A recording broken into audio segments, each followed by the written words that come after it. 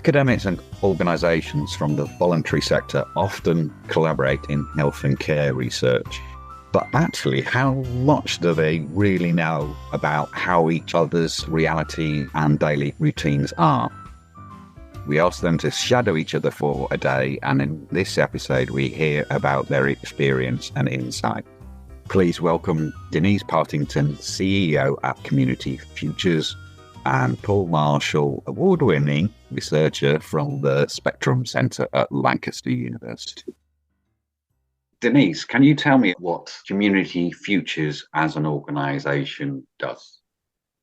Community Futures is the Rural Community Council for Lancashire, which gives us a particular specialism in supporting rural communities. But basically, our mission is to make communities better. We work with communities county-wide. We actually work the Palatine County of Lancashire, although most of our work is concentrated in the administrative county of Lancashire. But we work with communities to find solutions and then help them to realise those solutions. Brilliant, thank you. And Paul, you work with the Spectrum Centre at Lancaster University. Can you tell me a bit more about that organisation? The Spectrum Centre is in the Division of Health Research at Lancaster. I suppose traditionally focused on bipolar disorder research and sort of research from related areas. And I guess my work at the minute is focused on lived experience in mental health and understanding how models of support based around lived experiences like peer support and that kind of thing. I think Paul might have something to share about winning an award. Oh, right. Okay. I don't know if I even mentioned this to Denise. Yeah, we won an award, public and patient involvement on the Living Libraries project that we talked about. So that was great. That was last month. So dead chuffed about that. And I suppose, one of the points that relate to this is a big part of that was linking in with local volunteer organisations who were kind of a big part of the co-design from the start of that project. So we really took a lot from that experience. And I definitely feel like that was because that was like my first proper kind of job. So being able to, collaborate with the third sector and the NHS and obviously the university, being part of it, I feel like that's set the standard now. Got to keep to that in the future. Congratulations. It's a good award to be awarded, isn't it, really? I mean, that's very significant, yeah. I'm particularly interested in this episode because I used to volunteer for a voluntary organisation. And it's quite interesting the way the two academic organisations and voluntary organisations do or don't work together. I'm just curious about how the two of you found shadowing each other. The experience for me, despite the fact that I was not exactly what you'd call a willing participant to this, and I didn't have any expectations of what the shadowing would be, but I was quite surprised at how much I got out of it. We didn't spend all day, but it was a very intense period of time for both of us, I think, because we were engaged on particular pieces of work on the day that we did the shadowing. And it was a lot to take in. But I was absolutely fascinated by how Paul works, how it works within the team, and his particular role within the team. It was actually quite fascinating. I didn't really have any idea of how a research team at a university would work, but it was fascinating. Yeah, I suppose I didn't have any expectations either, but maybe that was a good thing, kind of going in with an open mind. And I suppose I didn't really have any insight into kind of the inner workings of the sector. I've done some volunteering in the past, but never anything beyond kind of just given a few hours a week type thing to actually be involved. So it was fascinating to get that sense of what actually kind of goes on behind the scenes, and the work that goes into coordinating between different organisations in the voluntary sector is something that I've just not come across before in my work in research. So I feel like I've got kind of a newfound insight, but also respect for the work that goes on the ground, but also at kind of a more policy level as well, I suppose, in shaping the direction that the sector goes in, which is all really valuable insight for me. Yeah. When you shadowed me, Paul, I mean, you came into our management team meeting. Was that what you expected? I mean, the way that we operate as a team, was that something that seemed quite usual to you? Yeah, it's funny. I was reflecting on this with some colleagues the other day, just how similar that is to the big team meetings that we have as well. And it makes complete sense when you actually sit down and think about it, that there would be that level of working, I suppose, where, there's a working from the top down, there's kind of like a vision or an overarching goal of the organization, and that's mediated through the management, who then kind of works with all the individual moving parts, and everyone goes off to do their own thing, and it goes back together, collaborates, talks things through, and helps each other, and then goes back into doing what they're doing. It's quite comforting from the sector perspective that we are actually following a structure that is applicable with our partners as well. It's quite good to know that. When else would I get that kind of opportunity to sit in that kind of higher level kind of management meeting and see, the organization's priorities, how you make decisions, how you interact with each other? It was nice to know that, that I had that opportunity, I guess, because I doubt I'll be able to get that insight again or anywhere else. Really interesting. I mean, being a volunteer for so many years, from various different levels, from making the tea and answering the phone to being a bit further up. And when you get a bit further up, you actually see how the organisation works and interacts with other services. So, Paul, as you've done your shadowing, will you be doing any more, or not you personally necessarily, as your team, because you've, by the sound of it, had very positive experiences to take away and give back and say, well, that's what we thought, this is how it is?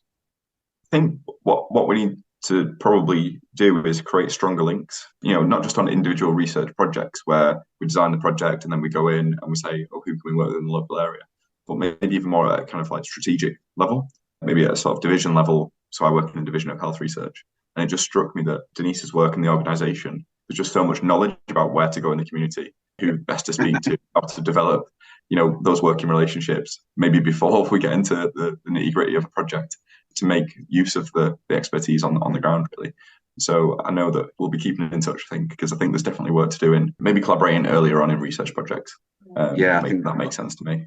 And that is reciprocal to me, because the benefit of us working with you is sharing that expertise that you have and sharing resources, which are becoming increasingly scarce, especially human resources, and having that added value to work that we're doing and learning from you is a good place to be for the future. Only positive things can come from actually involving people right at the start.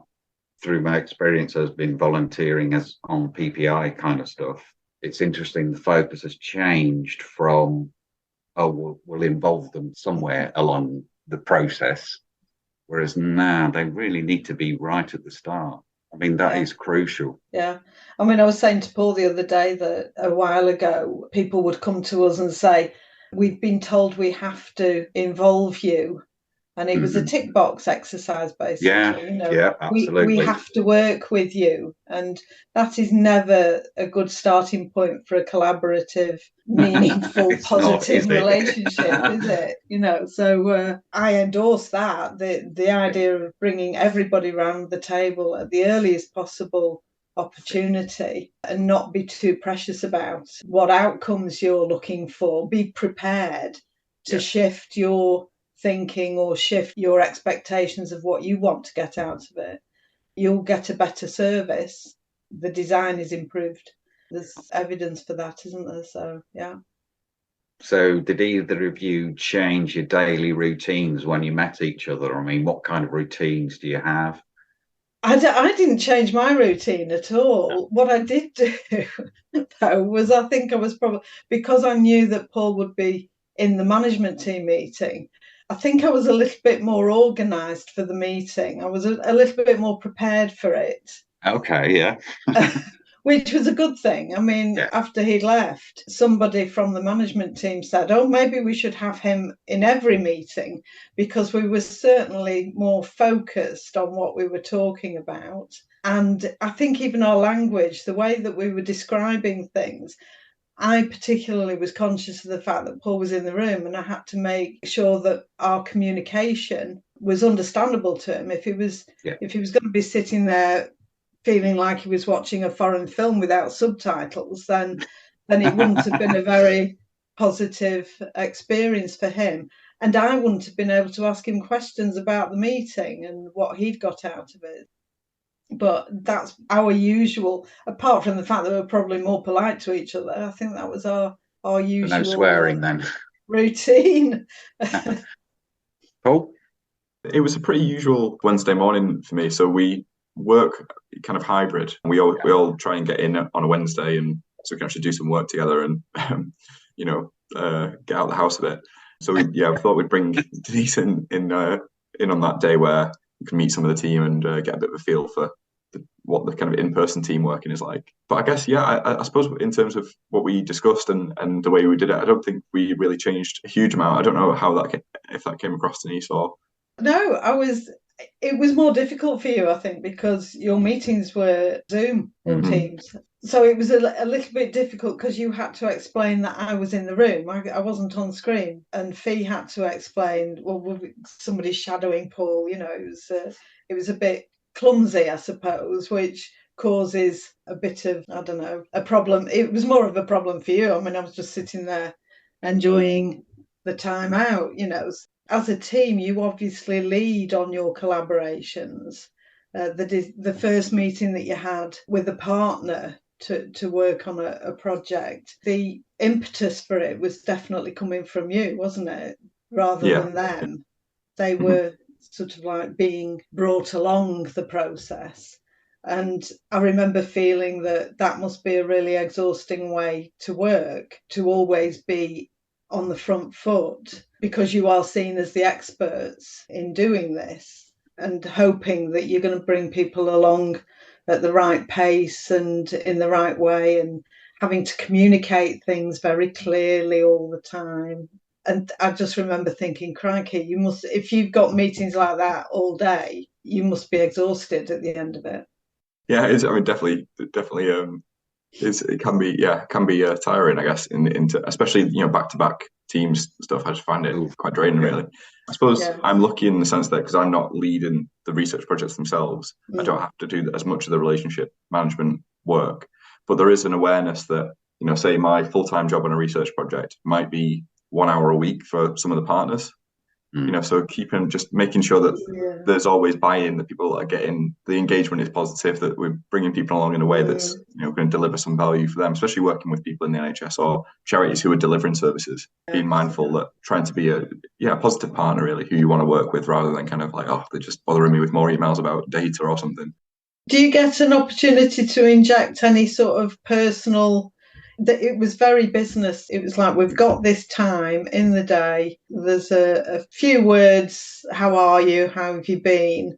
And then you're straight into it. And it was quite an intense discussion that you were having with your partner.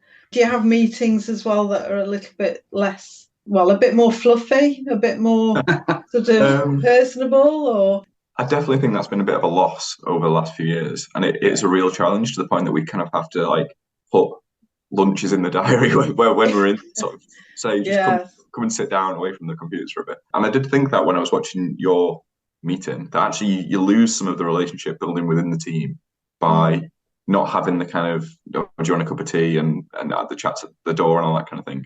I think you lose something in the relationships a little bit, or maybe it's harder to build those relationships, but also in the kind of just getting a feel for where people are up to with the work. So there's kind of soft, not 100% kind of dialed in business conversations are kind of, I think, valuable for just getting a feel for how people are doing and what they're thinking, and maybe casually sharing ideas and stuff. So as we kind of transition into maybe a little bit more time at the university, hopefully we'll pick that up again. But it can be a little bit of a drag sometimes, not having any time to say, did you watch the football and all that kind of thing. Not football. Or cricket, or whatever it is. No, not cricket. No. Can I just go back to the very beginning, where you both mentioned that you didn't have really high, or you were reluctant or didn't have high expectations? May I ask why you both said that? Well, for my part, it was just something. I looked at the schedule for doing this and I thought, have I got time to do this?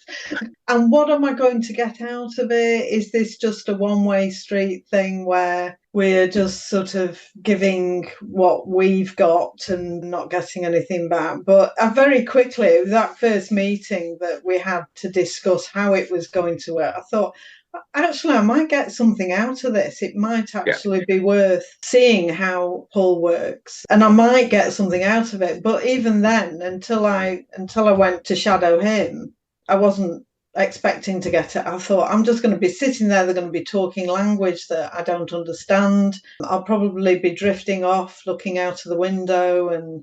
But I was actually surprised how interested I was to find out what they were doing and how they were doing it. But I think that the reason that there's a reluctance sometimes is that you think, apart from the fact that you're busy and you've got other things to do, can I fit this in? It is that, well, what am I going to get out of this? What's the value of doing this for me or for my organisation? And usually it's for the organisation. I do things for the organisation. That's what I'm paid to do. But I feel that I got more out of this than my organisation. I think my organisation will get something out of it, but personally, I got something out of it. I felt quite energised after I'd been shadowing Paul. On the way home in the car, I was like, that was really, it was, because we did get a chance to talk to each other, not interview each other, which was nice. But yeah, it was just that. I think that was the main reason. What am I going to get out of it? I suppose my first thought when I was asked to do this was, well, my job's actually, from the outside, could probably look a bit boring. Just reading papers or just going through emails and stuff, which you spend most of the time doing. But I think when you sew in something, you do kind of overlook the good bits and the privilege of being able to do some of the work that we do. I suppose on a personal level, being quite early in my career, I found it really, like, one of the things I didn't expect that I did find quite valuable was that insight into the voluntary sector, which I think will be an increasingly important part of academic collaboration in the future. So that felt like, actually, I feel like I'm more inclined in the future to feel like I kind of know the terrain, I guess, and maybe build on some of those links. So yeah, it was great, and it was nice to see just another team working. Really interesting, basically, isn't it? It's just nice to see how different teams in different organisations and structures work. And it demystifies it. If you look at an academic institution, you think, they're all going to be really clever and that they are going to be talking about this. Sorry. And you might feel a bit like a fish out of water, even speaking to somebody in an academic field, So there was a bit of demystifying of that. Yes. It's like, they're just really ordinary people, Exactly. And you've got the same challenges that I've got, and the same aspirations for the work that you're doing, and it was there was more that we had in common than I thought, really. I definitely got that sense as well of sharing the same challenges, like very similar challenges, I guess, in just two different settings. So things like, securing funding, building collaborations, building relationships with people on the ground, I suppose. Again, that's one of the things that really struck me, was just the importance of relationships and going out and speaking to people and getting out of the office, and how so much of the work just turns on chatting to people and building trust and all that kind of thing. I did feel a sense of, actually, we need to do more of that. Get our faces out there and get off Zoom type thing. Because it's all very well and good us developing models of interventions or models of services and trying to evaluate them and developing theories and all that kind of thing. Yeah. But if we don't understand what's actually happening for people, day to day, then we're not going to find that our models work. And I think, increasingly we're trying to understand context more in research. I think if there's people who know the context of what's going on in people's lives, it's the voluntary sector, it's people who are out there in communities. Exactly. And understanding that as a core part of our work in evaluating services is just going to be increasingly important. So yeah, I did feel a bit like I should try and get out more after hearing about it. Come and have a cup of tea with us anytime. We're kind of reaching the summing up point, and that would be visions for the future between academia and the voluntary community, faith, social enterprise. Where do you see that going?